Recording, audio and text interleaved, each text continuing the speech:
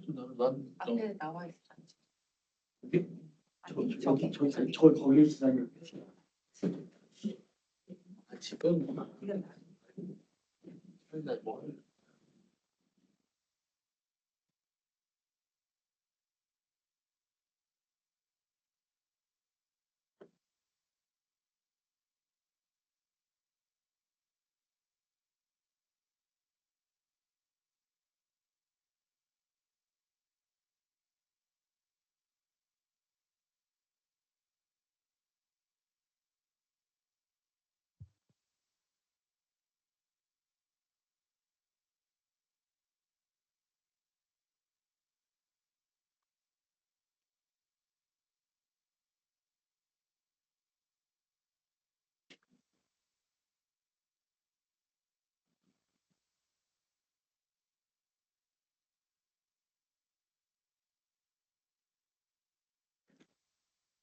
자, 약속된 시간이 되어서 진행하도록 하겠습니다. 네, 저희 이번 행사를 위해서 이렇게 도움을 주신 여러 회사에 다시 한번 감사를 드립니다. 네, 제가 이번에 오늘 진행할 내용은 이제 생성형 AI보다 더 좋은 강의 자료 만들기라는 주제로 준비를 했고요. 사실 준비를 하면서 그리고 또 다양한 이야기를 들으면서 보니까 사실은 생성형 AI보다 더 좋은 자료 만들기가 아니라 생성형 AI를 활용해서 AI로 사실 더 좋은 자료를 만들 수 있는 방법이 분명히 존재를 합니다. 그래서 이번 이 내용에서는 저희가 뭐 어떤 강의 자료의 디자인적인 측면들보다는 사실 내용적인 측면에 대한 얘기가 더 많을 겁니다. 우리 강사님들께서도 제가 앞으로 강의를 하시게 될 거고 또 실제로 다른 교육에서의 어떤 세미나나 강의를 들어보셨지만 좋았던 강의는 분명히 존재를 하게 될 거고요. 그 좋았던 강의에 보면 그 내용이 기억이 나지 사실은 디자인이 뭐였고 폰트가 뭐였고 이렇게 기억이 나는 게 아니거든요. 그런데 우리가 지금 이런 AI를 활용해서 사실 자료를 만들 때 내용적인 부분보다는 사실은 너무 디자인적인 부분에서 그 신경을 쓰지 않나라는 생각이 들었습니다. 그래서 이런 내용적인 부분을 어떻게 AI를 활용해서 더 잘 만들 수 있을지에 대한 이야기를 저희가 한 40분간 이렇게 같이 한번 나눠보려고 합니다. 저는 이제 그 MCT는 아니고 이제 파워포인트 분야의 이제 MVP로 2007년도부터 지금 이제 19년째 지금 고인물로서 이렇게 활동을 하고 있습니다.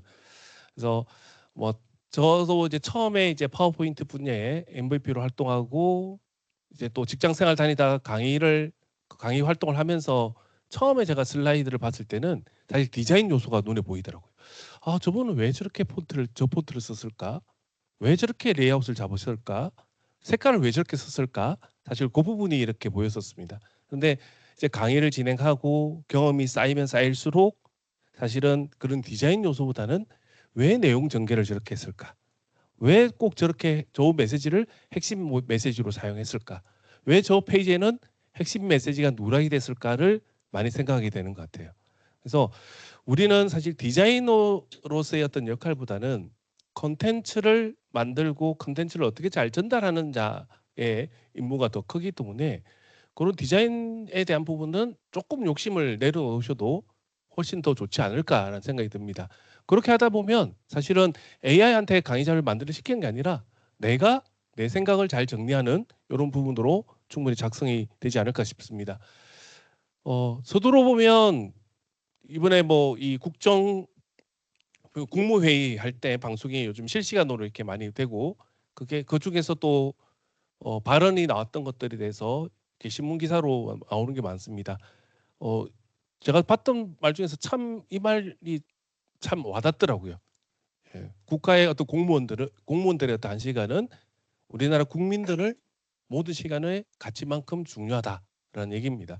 근데 이 말이 단순히 어떤 국가 공무원에 대한 부분뿐만 아니라 사실 우리 MCT 같은 강사님들도 마찬가지지 않을까라는 생각이 듭니다. 이 강사님이 가지고 있는 부여받았던 그 강의의 한 시간은 우리 교육에 참여하는 학습자들, 우리 고객들의 모두 합한 시간만큼 그만한 가치를 가지지 않나라는 생각이 듭니다. 네, 이런 가치들을 우리가 가지고 있음에도 불구하고 너무 그냥 쉽게 일을 하려고 하지 않나라는 생각이 좀 들기도 해요. 그래서 요즘에는 AI 시대다 보니까 뭐 제가 여기 있는 분들을 뭐 비방을 하는 건 아니지만 너무 이런 얘기가 많더라고요. 몇 초 만에 만들어줘요. 예. 그다음에 파워포인트는 이제 죽었어요. 끝났어. 파워포인트는 이제 끝났어요. 하는 그런 얘기에 대한 부분이 나오거든요. 그래서 제가 이 내용을 보면서 사실 이렇게 AI가 쉽게 뭔가 결과물을 만들어주는 시대가 됐고 그만큼의 기술 발전이 되었지만 과연 우리의 강의를 몇 초 만에 만들어서 그만큼의 퀄리티가 있을까를 생각해 보면 과연 그럴 것인가? 라는 생각이 자꾸 이게 들게 되더라고요. 그래서 우리가 이런 자료를 만들 때는 화면에 뭔가 디자인적인 요소로 자꾸 채우는 것이 아니라 사실 학습자한테 어떤 핵심을 남길 것인가를 생각하면서 강의 자료를 만드는 이런 단계가 제일 중요하거든요. 그래서 그런 부분에 대한 얘기들을 좀 풀어보려고 합니다. 그래서 오늘 저희가 이 짧은 시간이지만 우리 MOC 자료를 특히 우리 이제 MCT 분들은 이제 MOC 자료를 기반으로 해서 자료를 만들어야 되기 때문에 사실 일반적인 어떤 강의처럼 그렇게 자유도가 높지는 않습니다. 그래서 그 자료를 만들 때 있어서 어떻게 좀 활용할 수 있을까라는 부분들 그리고 AI 도움을 안 받을 수 없거든요. 뭐 저도 지금 강의를 하고 뭐 컨설팅을 하고 강의 자료를 만들 때 AI 도움 받습니다. 근데 그 도움을 받을 때 어떻게 나의 논리적인 허점 그리고 나의 좀 부족한 어떤 스토리 라인을 점검할 수 있는 형태로 쓰는 거지 만들어 달라고 시키는 거는 그렇게 많지 않은 것 같아요. 그래서 그런 부분에 대한 얘기들을 조금 풀어보려고 합니다. 그리고 이제 사실 AI가 만든 디자인은 좀 천편일률적으로 똑같죠. 그죠? 흰 바탕에 컬러가 있는 그런 도형적인 부분들. 그게 이제 어떤 면에서는 AI를 제가 뭐 전문가는 아니지만 AI가 슬라이드를 만들 때 다 HTML 코드 형태로 막 만들어 가지고 그걸 슬라이드로 이렇게 담아서 보여주는 형식이다 보니까 한계의 요소가 있는 것 같아요. 근데 이제 마이크로소프트의 어떤 코파일럿에 보면 브랜드 키트라는 기능이 있습니다. 그 브랜드 키트에는 우리가 조직에 쓰고 있는 이런 템플릿을 올리게 되면 거기에 맞춰서 작성을 해줘요. 그 부분 얘기까지 마지막으로 좀 해보려고 합니다. 그래서 이게 왜 중요하냐? 우리 MOC 자료 자체가 사실은 템플릿이 잘 만들어져 있거든요. 거기다가 내가 좀 추가를 하거나 뭔가 내용을 넣었을 때 이게 뭔가 어색하거나 전혀 다르게 되는 이런 내용이 아니라 한 어떤 디자인 통일감 있는 그런 형태의 자료를 만들려면 이런 브랜드 키트를 잘 활용하는 것도 하나의 방법일 것 같아서 잠깐 얘기를 해보려고 합니다. 자, MOC 자료에 대한 얘기들은 사실은 왜 이런 부분이 중요한가는 이미 우리 뭐 MC 강사님들은 잘 알고 계실 것 같아요. 그래서 어떤 면에서는 글로벌하게 어떤 동일된 어떤 메시지를 전달하고 이런 부분에서의 수준 차이나 이런 것들이 없게끔 하기 위해서 그리고 또한 이제 저작권에 대한 이런 부분들 때문에 사실은 MOC 역할이 되게 중요합니다.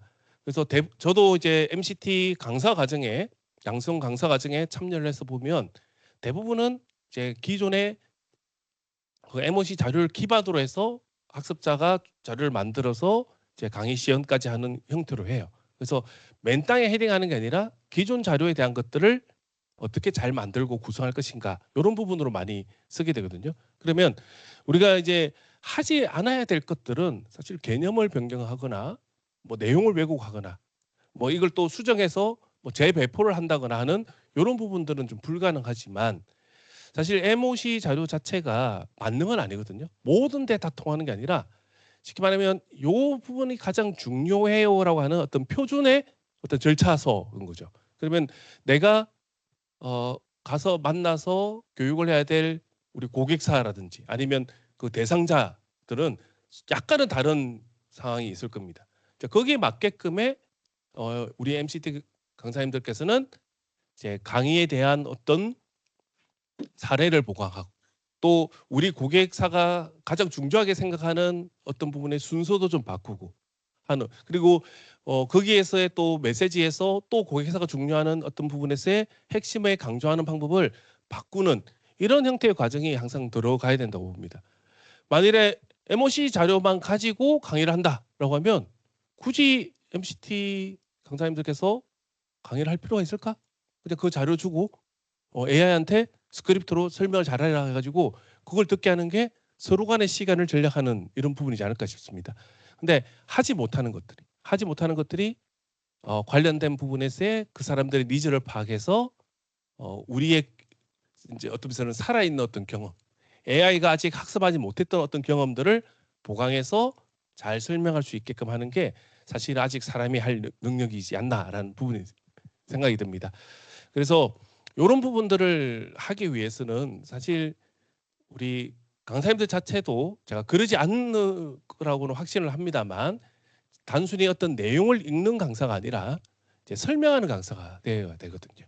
그래서 이런 설명을 잘하기 위해서는 항상 학습자가 누군가 그거에 따라서 우리 쉽게 말하면 뭐 애절한 기술은 동일하지만 그 분야 뭐 제조업이가 됐던 아니면 서비스업이 됐던 그 분야에 따라서 서로 원하는 어떤 서비스나 그 환경 등은 다 다를 거거든요. 그런 부분들을 자꾸 연결시키는 이런 작업들. 그리고 우리 MOC 자료 같은 경우도 기본적인 어떤 내용에 대한 부분들은 다 있지만 이게 우리 고객사 그 학습자들에게 어떻게 연관이 되는지에 대한 어떤 질문을 만들고 하는 부분들 그리고 관련돼 있는 어떤 실습 사료를 구성하는 이런 단계들을 계속 생각하셔야지만 좋은 자료가 나온다는 겁니다. 그래서 어떤 자료를 이렇게 구성을 할 때는 항상 염두에 두는 게 사실 학습자가 누구냐 대상들 사실 이게 상당히 중요한 부분이지만 힘든 부분이기도 합니다. 우리가 뭐 미리 가서 학습자에 대한 부분들을 다 조사를 하고 성향들을 조사하고 하기는 사실 쉽지는 않거든요. 그럼에도 불구하고 이제 관련된 부분에서 내가 궁금했던 부분들은 요청을 해서 물어볼 수 있습니다. 어느 정도 수준입니까? 뭐 제 경험상으로 항상 물어보면 조금 뻥튀기를 합니다. 네. 사실은 조금 더 수준이 그렇게 되지 않지만 우리는 좀 잘 쓰는 것 같아요. 뭐 이런 식의 약간 뻥튀기는 좀 하는 것 같아요. 그러나 이제 아예 그 부분에 대한 정보를 조사하지 않는 것보다 그래도 이 정도구나. 이 정도로 흔히 말하는 뻥튀기를 했으면 이 정도 수준까지는 포함을 해서 내가 얘기를 할 수 있게끔 해야 되겠구나라는 그런 전략들이 나올 수 있을 것 같아요. 그래서 우리가 이제 해야 될 부분들은 뭔가 하면 앞서 말씀드린 것처럼 이제 슬라이드를 만들으라고 지시하는 게 아니라 내가 작성하는 어떤 자료에 대해서 구조 검토를 지시하는 것들이 되게 중요한 것 같아요. 그중에서 크게 세 가지 부분, 이 부분 외에도 되게 많지만 크게 이 자료에 대해서 내가 구성했던 스토리 라인이 잘 맞는가를 검토를 시켜보십시오. 네, 다릅니다.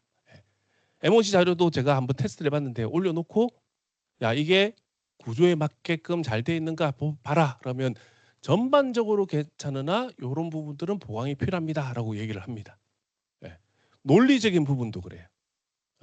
이게 그 쉽게 말하면 이 논리에 대한 부분들을 되게 생각을 해서 모든 걸 다 할 수는 없겠지만 그래도 사람들이 뭔가 이해를 하고 그에 대해서 설득을 하고 그다음에 우리가 흔히 교육의 가장 큰 부분이 현업 적용 행동으로 만들게끔 하는 이런 부분을 하기 위해서는 논리적인 부분에서의 이런 허점이 있으면 절대 안 되거든요. 그래서 논리를 어떻게 할 것이냐에 대한 점검을 계속 해주는 것들이 필요하고 그다음 기술이 말 그대로 계속 바뀌다 보니까 MOC 자료 자체가 기술의 속도만큼 따라와서 계속 바뀌질 않잖아요. 그래서 그런 부분에서의 점검에 대한 부분들을 우리가 고려를 해야 된다라는 부분입니다. 그래서 예전에 뭐 MOC 자료라고 해서 그대로 썼다가 미리 검토를 하지 않은 상태에서는 좀 뭐 실수가 나올 수도 있거든요. 그래서 그런 부분들을 좀 생각을 하실 필요가 있다. 그래서 이 스토리 라인, 논리에 대한 부분으로 얘기를 하기 위해서는 조금 이제 그 엔지니어 쪽 부분이나 이런 분들이 좀 힘들어 하시는 용어 중에 하나가 프레임워크라는 용어가 있습니다. 그러니까 프레임워크라고 하는 거는 기술적인 용어의 어떤 프레임워크가 아니라 사고의 어떤 프레임워크를 얘기를 하는 거거든요. 그래서 이미 알고 있는 프레임워크가 되게 많지만 실제 자료를 만들 때 이런 프레임워크를 활용하는 것들은 많이 보지 못했던 것 같아요. 그래서 우리가 이제 발표를 할 때 이제 스토리라인을 잡는 프레임워크를 대표적으로 이렇게 조사를 해볼 수 있을 것 같아요. 그래서 대부분은 우리가 어떤 기술 교육을 할 때 현재 고객사가 가지고 있던 어떤 여러 가지 상황, 문제에 대한 부분들 이 부분들을 우리가 가지고 있던 기술과 솔루션으로 해결할 수 있다라고 하는 형태의 사실 문제 해결법에 어떤 해당하는 프레임워크 스토리 라인을 제일 많이 구성을 합니다. 그래서 그런 것들을 구성을 해보면 대충 이런 용어들이 있어요. SCQA. SCQA란 말은 되게 생소한 것 같지만 AI는 이런 걸 너무 잘 알고 있거든요. 저게 일종의 프레임워크인 거예요. 우리 흔히 말하는 프레임워크하고 딱 하면 생각나는 게 스왑 분석. SWOT 아시죠? 그죠? 강점, 약점, 위기, 기회. 그거를 막 말로 내가 너의 강점은 뭐고 약점 뭐고 이렇게 하는 게 아니라 그냥 스왑 분석해줘 라고 하면 끝이잖아요. 그냥 말 그대로 AI한테는 SCQA라고 얘기를 하면 그 부분에 대해서 훨씬 더 잘 안다라는 겁니다. 그래서 이런 부분의 용어들을 써서 구조가 맞는가를 점검을 해보는 겁니다. 그래서 내 자료가 어느 정도 구성이 됐고 좀 사례를 구성해서 냈을 때 야, 이 강의 교환이 스토리라인적으로 SCQA의 구조에 맞게끔 작성되어 있나라고 하면 얘가 막 분석을 하기 시작해요. 그래서 전반적으로 문제 제기와 어떤 상황에 대한 부분들 불만의 요소는 있지만 이걸 어떻게 해야 될 건지에 대한 질문이 많이 빠져 있는 것 같아요. 그런 부분들을 좀 보강하세요라고 AI가 그런 부분에 분석을 잘 해줍니다. 그러면 아 내가 이 요소에서 어떤 슬라이드를 더 추가하고 그들에게 조금 더 설득력을 높일 수 있을까를 생각해 볼 수 있는 형태가 되는 거거든요. 그래서 그 외에도 이제 제일 많이 쓰는 게 이제 문제 해결에 대한 부분. 그리고 여기 말하는 베네핏. 사실 베네핏을 생각보다 많이 빠집니다. 저희가 제안 발표 코칭도 가고 그러면 사람들이 우리 기술의 장점은 얘기를 해요. 장점은 얘기를 하는데 이게 우리한테 실제적으로 어떠한 베네핏을 줄 것인가 라는 부분들이 빠져 있는 경우가 있어요. 그 베네핏이 어떤 데는 비용적인 베네핏이 될 수도 있고요. 어떤 부분에서는 비비용적인 이런 부분의 베네핏도 될 수 있거든요. 그리고 그 베네핏을 잘 발견해서 제시해 줄 수 있는 형태가 돼야 되는데 그래서 대부분은 문제와 솔루션은 얘기하지만 이 베네핏이 강조가 안 돼 있는 경우가 되게 많아서 이런 부분들도 조금 고민을 해볼 필요가 있을 겁니다. 자, 그래서 이런 부분들을 저희가 계속 고민을 하되 이제 요거는 전체적인 어떤 강의의 첫 슬라이드부터 마지막 슬라이드까지의 어떤 형태의 어떤 스토리 라인을 얘기한다면 더불어서 쓸 수 있는 것들이 이제 각 슬라이드 내용들 또 때로는 이 슬라이드 내용만 얘기하지는 않지만 슬라이드 내용과 구조적인 부분에서 같이 쓸 수 있는 부분이 프레임워크가 또 있습니다. 이게 이제 MECE라는 겁니다. 요 MECE라는 용어를 생각보다 좀 잘 모르시더라고요. 근데 제가 이렇게 좀 기획을 많이 하고 보고서 작성을 많이 하다 보니까 이게 늘 붙어 있거든요. 그래서 저는 AI의 어떤 개인 설정 항목에도 요게 들어가 있어요. 그냥 답변할 때 그냥 MEC 구조로 답변을 해. 그러니까 MEC는 뭔가 하면 중복도 없고 누락도 없는 상태를 얘기해요. 그러니까 자료를 조사할 때도 중복이 생기지 않고 누락이 생기지 않게끔 상호 배타적이면서 전체를 포괄하는 개념을 얘기를 하는 겁니다. 이거는 이제 맥켄지에서 이제 이런 그 컨설팅이나 기획에 관련된 부분에서 개발돼서 계속 쓰고 있고 아직도 현업에서 쓰고 있는 구조거든요. 그래서 개인화 프롬프트 개인화에다가 넣지 못하면 그냥 프롬프트에다가도 야 이런 자료들을 찾아줘 MEC 구조로 작성해줘 이 한마디가 전혀 다른 결과가 나와요. 그래서 이 분석이 잘 있거든요. 그래서 이게 보면 프레임워크의 기본적인 겁니다. 스왑 분석, 강점, 위기, 기회와 약점에 대한 부분들을 요게 MEC하게 돼 있는 거예요. 그래서 강점, 약점, 위기, 기회를 딱 분석을 딱 해서 딱 보면 뭐가 빠졌네라는 생각이 안 듭니다. 그 뭐가 중복이네라는 얘기를 안 하는 거예요. 자, 우리가 예를 들어서 AI 시대에 환경 변화가 되게 많죠.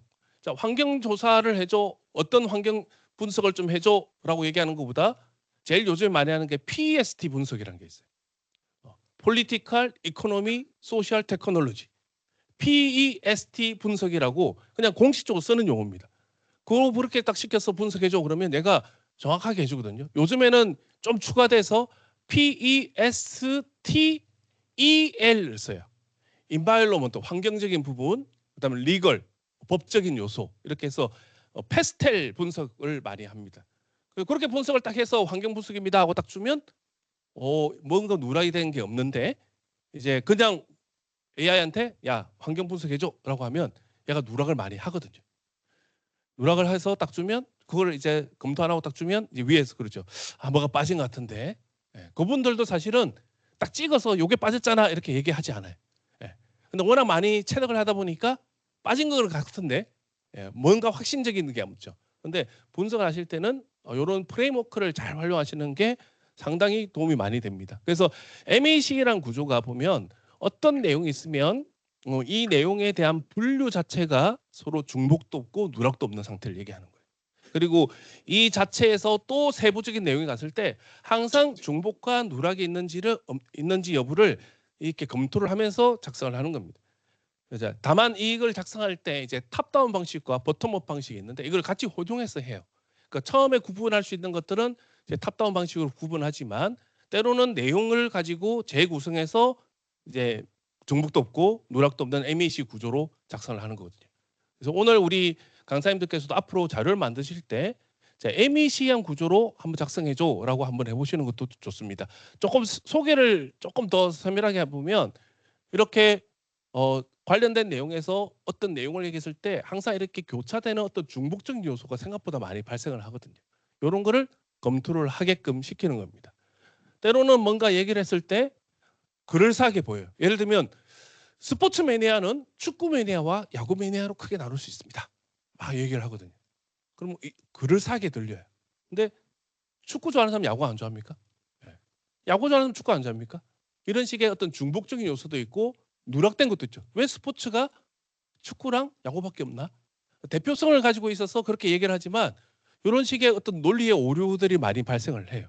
그런 부분들을 사전에 방지할 수 있게끔 만들어주는 이런 구조들을 써야 된다라는 것을 말씀드리고 싶습니다. 그래서 이런 것들을 저희가 잘 하기 위해서는 정말 다양한 어떤 방법들이 필요하지만 관련된 부분에서 이 부분에 대한 것들을 예전에는 사람이 일일이 좀 분석을 하고 조사를 해서 이렇게 그랬다면 요즘에는 AI의 도움을 받아서 이런 것들을 쉽게 해 나갈 수도 있거든요. 그래서 저희가 이제 AI 보고서 과정을 할 때 제일 많이 쓰는 게 이게 암묵적 미시라는 것도 존재를 하더라고요. 암묵적 미시는 뭔가 하면 중복과 누락이 있어요. 그러니까 누락이 분명히 존재를 하는데 이거는 빼도 되는 것들. 그래서 그걸 암묵적 미시라고 얘기를 합니다. 그 내부적인 이런 어떤 소통을 할 때 많이 쓰는데 이런 부분들이나 또 뭔가 조사를 했는데 이게 뭔가 빠진 것 같아. 근데 뭐 정확하게 뭐 어떤 것들이 누락됐는지를 좀 찾기 힘들어. 마법의 키워드가 있습니다. 기타. 기타. 네. 너무 남발하면 별로 안 좋은데 그래도 뭔가 분류를 했을 때 A가 있고 B가 있고 이렇게만 얘기하는 것보다 A가 있고 B가 있고 그 외에 기타 이렇게 분류하는 습관들을 키우시면 훨씬 사람이 이게 그 구조적이다, 논리적이다라고 얘기를 듣게 될 겁니다. 그래서 관련된 부분에서 우리가 이런 점검들을 계속 잘하게끔 시키는 게 중요하고 제가 그래서 간단하게 그냥 한번 돌려봤어요. 이거를 저희가 오늘 실습할 건 아니고요. 저희가 지난번에 이제 그 MCT 강사 양성 과정을 할 때 개인이 이렇게 발표 자료를 구성을 해서 만든 내용의 입니다. 근데 이게 이제 몇 장은 되지는 않아요. 그래서 다른 거 한 거 없습니다. 자료 딱 올려놓고요. 지금 현재 코파일럿의 파워포인트 기능을 가지고 이 내용, 이 강의 교환들 전체 슬라이드가 MEC한 구조로 되어 있는지 검토해봐라고 얘기한 겁니다. 그러면 얘가 관련된 내용에서 이렇게 검토를 해서 보여줍니다. 물론은 이 검토했던 내용들 자체가 이게 보면 전체 내용이 아니라 뭐 어떤 면에서는 그 강의 기법에 대한 것들을 연습을 해보기 위한 내용이라 사실 전체 내용은 다 포함을 하지 못했을 거라고 생각이 들지만 그래도 앞에서 전체 흐름을 가지고 갈 때 우리가 관련된 내용에서 어떤 부분이 조금 더 논리적으로 그 보완이 좀 필요할까를 생각해 보면 이런 식의 검토 자체를 거쳐서 보게 되면 결과를 훨씬 더 잘 보여주는 형태로 작업이 가능하다는 거죠. 그래서 지금 현재 이제 MEC에서 ME 상호 배타적으로 대한 부분들이 조금 좀 애매한 게 보면 지금 인바운드 부하 분산하고 아웃바운드 부하 분산에 대한 부분들이 조금 클리어하게 잘 안 되어 있다라고 얘가 이제 제안을 주는 거죠. 그래서 이거를 내가 절대적으로 믿기보다는 이런 내용을 보면서 아, 아니야, 요거는 이렇게 같이 가도 되는 개념이야. 이거는 사람이 판단을 하는 거지만 내가 저걸 알고 그렇게 판단을 한 거냐, 의도적으로 가지고 쓴 거냐, 아니면 모르고 한 거냐는 큰 차이가 나는 거죠. 그래서 그런 형태의 어떤 점검을 할 수 있는 부분들을 얘가 가지고 있다라는 거를 이제 돌려서 봤습니다. 그래서 조금 더 자세히 보면 이제 슬라이드 2번과 3번은 약간은 뭔가 이 오프닝처럼 보여주는 거 있었지만 정확하게 무엇을 얘기하는지가 좀 모호하다. 저건 어떤가 하면 이미지만 딱 들어있는 경우예요. 저희가 사실은 강의 자료에서 중요한 거는 이미지를 보고 표를 보는 거면 보는 사람마다 다 틀려요. 근데 강의를 준비한 우리 강사님 입장에서는 의도를 가지고 하셨죠. 그럼 그 의도의 메시지, 쉽게 말하면 우리가 거버닝 메시지라고 합니다. 이 슬라이드에서 가장 핵심이 되고 내가 그 슬라이드에서 전달하고자 하는 거버닝 메시지는 항상 표시가 되어야 돼요. 사람들이 그걸 보고 그 이미지에서 중요한, 그 표에서 중요한 것들을 발견을 하거든요. 근데 사람의 경험과 지식의 수준에 따라서 표와 그림 이런 것들을 다 다르게 본다는 겁니다. 그래서 그냥 내가 이렇게 띄워놓고 그냥 메시지를 전달하면 그 메시지를 잘 들었을 때는 이해가 할 수 있지만 잠깐 그때 딴 생각을 했다든지 그러면 그거는 잘못 판단할 소지가 높죠. 그래서 항상 거버닝 메시지를 위쪽에다가 배치를 해주는 거를 조금 더 추천을 드립니다. 그래서 그게 없다 보니까 얘가 모호하게 판단을 한 거고, 그 다음에 슬라이드 4번과 5번에서의 어떤 중복 부분들, 그리고 7번부터 쭉 나오는 부분에서의 약간 중복 부분들이 좀 있는 것 같아. 전체적인 부분에서는 우리가 Y와 타우에 대한 부분들을 많이 얘기를 하잖아요. 그런 요소들이 제대로 포함이 되어 있는가를 봤을 때 뭐 다른 부분에 대한 내용은 있지만 예를 들면 SKU에 대한 어떤 비교, 뭐 여기 보면 SKU에 대한 부분들에 대해서 간단하게 저 약자로 이렇게 써 있는 내용들에서 그 부분에 대한 비교가 없어서 조금 좀 모호했던 부분들이 있다. 언급은 돼 있으나 어떤 내용인지 좀 빠져 있는 게 있는 것 같다라는 형태로 쭉 분석을 해준다는 겁니다. 그러면 내가 이 내용은 그냥 말로서 하고 그냥 넘어가도 되는 내용이야라고 하면 그냥 스킵해도 되겠죠. 그러나 이 내용은 내가 미처 생각을 하지 못했네라고 한다면 그런 부분들은 바로 반영해서 쓸 수가 있게 될 겁니다. 그래서 이렇게 해서 제가 이제 관련된 내용을 다시 한번 정리하고 평가를 해줘라고 하면 얘가 종합적으로 이런 부분을 해주는 겁니다. 그래서 전체적으로 이 부분은 충족이 됐고 이 부분은 아예 좀 하우에 대한 부분은 좀 없는 것 같아요. 이거는 좀 보완을 해야겠구나. 어떻게 동작하는지에 대한 부분들은 좀 보완을 해서 내가 좀 넣어줘야겠구나. 요거는 일부 부분 포함이지만 이런 부분에 대해서는 내가 뭐 사용자가 사실 결정을 하는 거죠. 어떤 부분에서는 내가 필요하고 어떤 부분에서는 누락이 되겠다라는 거를 판단해서 정리하는 겁니다. 제가 강의할 때 제일 많이 하는 게 사실은 마지막 슬라이드도 강사에게 주는 기회다라고 얘기하거든요. 마지막에 요약 정리해서 다시 한번 혹시 중간에 잠깐 못 들었던 거를 기억할 수 있게끔 정리해주는 이런 부분들은 좀 빠진 것 같아라고 정말 구조적으로 잘 분석을 해주는 겁니다. 그래서 기존에 MEC 구조로 기존에 내가 강의를 하게 될 MOC 자체를 한번 돌려보시는 것도 괜찮을 것 같아요. 자, 돌릴 때 코파일럿으로 돌리면 되겠죠? 뭐 자료 보안이 뭐 그러면 코파일럿 MS 건데 MS 자료 돌린다고 해서 뭐 큰 문제 있을까요? 그래서 돌려가지고 쭉 보시면 관련된 내용들이 쭉 나오잖아요. 고객의 어떤 기밀 정보나 중요 정보는 올리면 안 되겠지만 MOC 자료를 마이크로소프트 자체의 자기 자체의 어떤 코파일럿으로 이 자료에 대해서 먼저 구조를 아까처럼 검토해줘.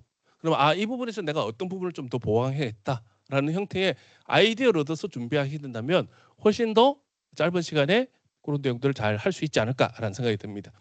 그래서 이런 구조와 더불어서 이제 피라미드 구조라는 게 있습니다. 자, 이게 보면 역시 맥켄지사에서 근무했던 바브라 민토라고 하는 분이 논리, 기획 쪽에서 가장 많이 얘기하고 있는 피라미드 구조를 얘기해요. 자, 제일 정점에서 가지치고 세분화 가지되고 나오는데 이게 보면 가지로 이렇게 분류됐던 것과 위아래에 대한 부분들이 다 상호 배타적으로 중복도 없고 누락도 없는 형태로 만들어지는 이런 형태입니다. 그래서 이 기획과 어떤 정리를 할 때 이 피라미드 구조를 제일 많이 얘기를 해요. 제가 이제 예전에 보면 이제 글로벌사에 이런 사내 강사 양성 과정을 해서 거기도 보면 글로벌사다 보니까 TTT를 받아야 된대요. 그래서 딱 가서 봤는데 우리나라보다 사실은 그 프로그램이 좀 수준이 별로 안 좋더라고요. 그런데 되게 인상 깊게 받은 거는 거의 처음부터 끝까지 트리 구조, 피라미드 구조만 얘기를 하더라고요. 우리나라하고 좀 다르더라고요. 우리나라는 뭐 강사 과정 할 때 여러 가지 기술들이 좀 많이 들어가는데 거기는 주구장창 이슈 트리, 하우 트리, 왓 트리, 그다음 피라미드 구조 요거 얘기만 계속 있는 거예요. 그래서 야 이거만 하면 좀 힘들 것 같은데라고 얘기를 해서 좀 조정하니까 좀 다른 것도 우리나라 현상에 맞게끔 다른 것도 집어넣으라고 그러는데 그만큼 이 구조가 되게 중요하다라는 거를 반증하는 것 같습니다. 그래서 피라미드 구조를 피라미드는 이제 세웠을 때 수직 개념으로 들어가지만 좌우로 넣었을 때는 이게 트리 구조로 되거든요. 트리 구조로 해서 우리 마인드맵 생각하시면 돼요. 이따가 가지치기 나가고 가지치기 나가고. 근데 기존의 마인드맵하고 다른 거는 기존의 마인드맵은 그냥 가지를 내가 창의적으로 뽑아내는 거고요. 이수 트리나 이 피라미드 구조는 논리적인 부분에 맞게끔에 뽑아내는 게 필요해요. 그게 이제 세분화적으로 보면 어떤 면에서는 MEC 구조가 된다라는 겁니다. 그래서 뭐 예를 들어서 메인 주제에서 가지를 첫 번째 가지로 뽑아냈을 때 1, 2, 3의 순위는 얘가 중복도 없고 누락도 없는 논리의 구조를 가지고 뽑아져야 된다는 거죠. 그 다음에 하위에 나갔을 때도 얘가 논리적인 구조로 중복과 누락도 없이 빠져져 나가는 거예요. 근데 이게 이제 피라미드 구조는 약간은 망라해서 첫 번째 가지가 Y와 타우로 이렇게 배치가 될 수도 있고요. 조금 더 디테일하게 뭔가 분석이 들어가야 되고 한다면 아예 그것만 따로 뽑았습니다. 그래서 뭐 W트리, Y트리, How트리를 따로 뽑았어요. 그래서 Y트리 같은 경우는 왜 이런 문제가 생겼을까를 뽑아보는 거를 트리 구조로 이렇게 배치를 해요. 근데 그 트리 구조로 배치를 하면 이것도 중복도 없고 누락도 없는 형태를 가지고 배치를 해서 그 많은 것 중에서 근본 원인을 찾아가지고 이제 우리의 솔루션으로 만드는 이런 과정을 하거든요. 그래서 그런 부분들, 하우트리도 마찬가지로 그 어떤 문제에 대한 것들이 있으면 이걸 어떻게 나갈 것인지를 뽑아보는 거예요. 그래서 다양한 형태의 구조로 뽑아와서 뭐 내부적으로 할 것이냐, 외부적으로 할 것이냐, 뭐 비용을 들여서 할 것이냐, 뭐 이런 식의 내용으로 쭉 뽑아서 정리를 해가지고 만드는 이런 구조의 방식입니다. 그래서 이런 구조들을 우리가 자꾸 적용을 하면서 하는 것들이 필요한데 파워포인트의 어떤 큰 단점은 이게 슬라이드 한 장을 보여주고 그 다음에 넘어갔을 때 자꾸 앞에 걸 잊어버린다는 거죠. 그래서 강사님들께 제일 많이 해야 될 게 뭔가 하면 이제 여러 슬라이드 보기를 많이 보셔야 돼요. 그러니까 파워포인트 아래쪽에 보시면 슬라이드 쇼 말고 여러 슬라이드가 이렇게 딱 보여지는 구조 있죠. 예를 들면 제가 뭐 이런 구조로 보여지는 거 있죠. 여기서 다시 볼게요. 자, 예를 들면 슬라이드 편집 화면 할 때 보시면 이렇게 축소돼 갖고 막 보여주는 거 있죠. 요걸 많이 보셔야 돼요. 계속 보셔야 돼요. 이렇게 보면 한눈에 이렇게 쉽게 말하면 이제 버드 아이즈 뷰라 해서 한눈에 이렇게 쭉 보여지는 게 보이기 때문에 이게 앞에 DS의 메시지의 어떤 구조나 전체적인 부분에서 확인하는 것들 많이 보셔야 되고 저는 사실은 조금 잘 안 쓰는 편이지만 훈련을 시킨다고 하면 이제 마이크로소프트에 보면 여기 구역 나누기라는 기능이 있어요. 슬라이드 여기 앞에 가운데 놓고 오른쪽 버튼 누르면 구역 추가라는 게 있어요. 그걸 가지고 약간 아까처럼 얘는 Y적인 부분이다. 이건 하우적인 부분이다. 이런 식으로 구분을 조금 짓기도 합니다. 그래서 그런 형태로 이렇게 자꾸 보고 여러 슬라이드를 보는 거를 엄청나게 많이 생각을 하셔야 되고 또 강의를 조금 이거는 약간 좀 번외이긴 하지만 강의를 잘 하는 사람들의 특징을 보면 요 슬라이드하고 이 슬라이드하고 이렇게 넘어갈 때 사용하는 브리징 메시지를 잘 써요. 브리징 메시지라고 하는 게 연결된 메시지. 그러니까 쉽게 말하면 슬라이드도 보고 요 내용이 있네요. 설명하고 또 그 다음 슬라이드 보고 이 내용이 있네요. 얘기하는 게 아니라 슬라이드 앞에 슬라이드 내용에서 자 요런 부분이 있었는데 자 다음에 우리가 이런 걸 어떻게 해결할 수 있을까요? 하고 해결 방법의 슬라이드를 딱 띄우는 거죠. 그래서 앞에 슬라이드 설명과 뒤에 슬라이드를 연결해주는 브리징 메시지를 많이 개발하라라고 얘기를 하거든요.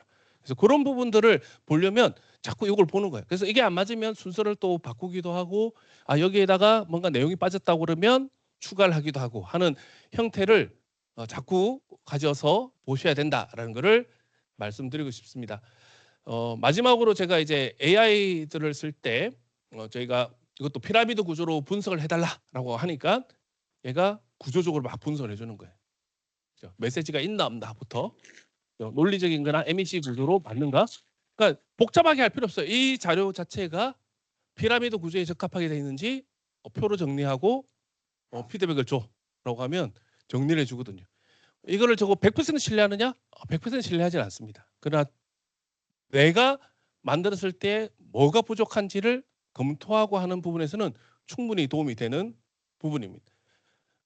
그리고 이제 하나 더 이것도 이제 자 우리가 MOC 자료가 있는데 MOC 자료에서 학습자가 이런 사람들이야. 학습자한테 이 메시지를 설명할 수 있는 질문들을 좀 하나씩 줘봐. 되게 좋은 방법입니다.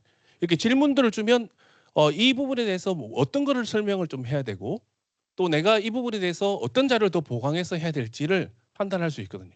그러니까 말 그대로 MOC 자료는 표준 자료고 이런 메시지 전달을 해야 된다는 어떤 가이드지 요거를 우리 고객사 우리가 교육을 해야 될 학습자에 최적화되어 있는 건 아니라는 거죠. 그러면 그 부분에 대해서는 자꾸 메시지를 개발하고 어떤 내용을 개발할 건지에 대해서 질문을 만들어 달라라는 형태로도 내용을 뽑아보시면 이 여기에서 어떤 내용들을 준비할 것인지를 충분히 파악할 수 있는 좋은 방법이 될 겁니다. 그래서 제가 이제 크게 제가 이제 처음에 얘기했던 아까 SCQA 같은 프레임워크, 그 다음에 MEC 구조, 피라미드 구조 이렇게 얘기를 좀 많이 드렸습니다. 사실 그 외에도 우리가 쓸 수 있는 정말 다양한 프레임워크가 있어요. 네. 프레임워크는 그냥 요즘에 인터넷에서 그냥 프레임워크를 그냥 이렇게 AI한테 프레임워크를 물어봐도 됩니다. 내가 이런 식의 어떤 자료를 작성하고 이런 식의 컨설팅을 하려고 하고 이런 부분인데 좀 적절한 프레임워크를 추천해줘. 사실 서점에 가면 뭐 기획자는 프레임으로 사고한다. 프레임워크 100선 이렇게 하고 100가지 프레임워크 막 있는 책도 있고요. 사고법 도감, 뭐 프레임워크 북 뭐 이런 것들이 되게 많아요. 예전에 그걸 사전처럼 놓고 막 얘기하다가 일을 하다가 조금 기획할 때 뭐가 막히면 어떤 내용이 필요할까를 찾아서 봤는데 요즘에는 그냥 AI한테 이런 거를 물어보면 돼요. 내가 이런 부분 할 건데 어떤 프레임워크가 좋을까라고 물어보면 진짜 많은 프레임워크들을 주거든요. 근데 이런 프레임워크는 AI가 너무 잘 알아요. 의사 결정을 하고 싶다. 야, 이런 내용에서 어떤 걸 의사 결정을 해야 돼?라고 그냥 보는 게 아니라 의사 결정에 필요한 어떤 그 분석 프레임워크를 사용하게끔 만들어주면 되거든요. 의사 결정 프레임워크를 써라. 그렇게 하면 얘가 그게 맞게끔 딱 써주고 그 근거를 딱 이렇게 제시를 해준다라는 겁니다. 그래서 우선순위 선정, 근본 원인 파악의 프레임워크를 사용해서 이런 문제들인데 근본 원인을 파악할 때 어떤 프레임워크를 써야 돼? 근본 원인 파악에 대한 프레임워크로 한번 네가 제안을 줘봐. 이렇게 하시면 완전히 달라지는 거예요. 그래서 그런 부분들을 이렇게 말씀드리고 싶습니다. 마지막으로는 저희가 이제 아까처럼 이 MOC라는 어떤 기준에 잘 만들어진 템플릿이 있고 그 자료를 가지고 우리가 추가적으로 보완을 해야 되고 하는 이런 방법이 있잖아요. 그런 부분에서는 내가 AI로 만들어 갖고 그렇게 똑같이 만들기 힘들어요. 그래서 브랜드 키트라는 기능이 있습니다. 요거는 이제 코파일럿에 들어가서 우리가 쓰는 이번에 저희 이 서밋 MCT 서밋에 대한 템플릿인데 그걸 가지고 이렇게 YAML 구조라고 해서 저게 무슨 언어라고 했는 게 아니라 그냥 구조적인 부분들, 그러니까 서식을 구조하는데 그 구조로 디자인 서식을 만들어줘라고 하면 제가 저렇게 쭉 구성을 해줍니다. 그래서 어떤 게 주 컬러고 어떤 포맷이고 이런 걸 만들어주거든요. 그러니까 요거는 어떨 때 쓰느냐? 코파일럿이 아닌 다른 AI를 쓸 때 저걸 주고 요거 참고해서 만들어줘. 그러면 생각보다 거기에 맞게끔 잘 들어와요. 그냥 천편일률적인 쉽게 말하면 HTML 구조의 슬라이드를 만들지 않는다라는 겁니다. 근데 요거보다 사실은 더 편한 게 이걸 해도 좀 해보니까 약간 케바케더라고요. 케바케. 약간 어떨 때는 정말 잘 나와. 어떨 때는 약간 얘가 좀 미쳤나 봐. 뭐 이런 느낌이 들 때도 있었습니다.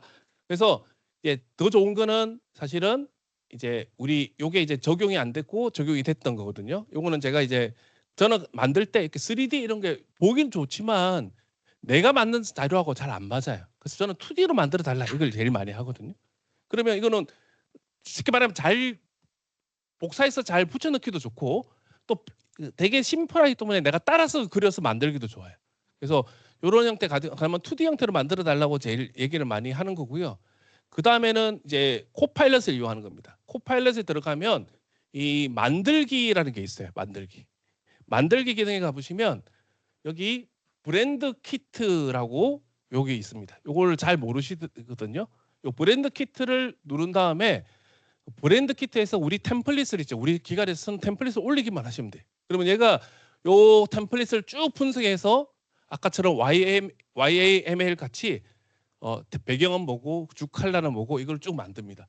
그 상태로 만든 거를 이거는 이제 브랜드 키트 미적용되니까 우리 전통적인 그죠? AI로 만든 슬라이드 딱 봐도 이제 학습자들이나 우리 교육생들은 어떻게 느낄까요? 아, 저 강사 또 AI로 그냥 대충 만들어 왔나 봐. 이런 느낌이 들 거예요. 근데 지금 현재 우리 요 자료는 지금 그걸로 만든 거예요. 브랜드 키트로. 브랜드 키트로 딱 놓으면 얘가 요 템플릿으로 그대로 딱 가지고 만드는 거예요. 예. 자, 지금 현재 일반 미적용으로 한 걸 보면 우리 홈에서 슬라이드에 대한 구조로 가보면 얘가 템플릿을 아예 안 쓰고 있습니다. 그냥 흰 바탕에 만드는 거예요. 그런데 지금 브랜드 키트로 딱 만들면 얘가 템플릿을 다 인지를 해요. 이렇게. 그래서 홈에 디자인 가서 템플릿을 인지하기 때문에 이런 것들은 흰색인데 어떻게 만드느냐? 내가 홈에 레이아웃 가서 이런 템플릿만 딱 선택해주면 그렇게 바로 만들 수 있는 거예요. 그런 식으로 이렇게 만들면 우리 자체 자료에서 되게 연결돼 가지고 우리 MOC 자료와 MOC 자료도 사실은 그 템플릿이 잘 돼 있잖아요. 그 자료에 맞게끔 해서 계속 통일감돼 있는 자료로 만들 수 있게 될 겁니다. 그래서 저희가 사실은 이런 AI를 이용해서 하는 이런 자료는 강사의 편의를 위해서 쓰면 안 되는 것 같아요. 학습자한테 사실은 앞서 말씀드린 것처럼 모든 학습자들이 가지고 있는 시간만의 가치만큼 가지고 있는 거기 때문에 사실 어떻게 좀 더 이 사람들한테 잘 전달할 것인가를 계속 고민하면서 AI를 좀 써주시면 좋겠다라는 게 저의 바람이고 오늘 좀 전달하고 싶은 메시지였습니다. 예, 감사합니다. 수고하셨습니다.